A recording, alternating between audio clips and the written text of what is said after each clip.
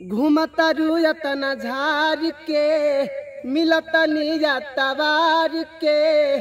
ओ घूमता रुयतना झार के मिलतनी तवार के। भले ना निक बटे तोहर चरितर तह बोलो गवा मानी पवित्र।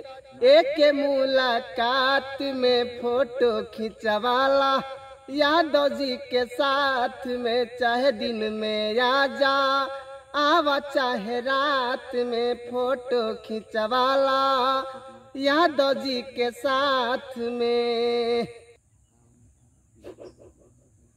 और अर्जुन सोनू के रखतनी मान हो, कहियाल रखा बुझो गा के धान हो।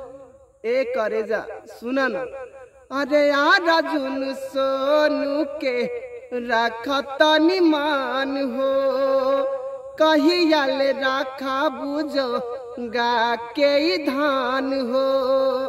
बड़ा निक लगी संगे हो खात में फोटो खिंचवाला यादव जी के साथ में, चाहे दिन में आ जा आवा चाहे रात में, फोटो खिंचवाला यादव जी के साथ में।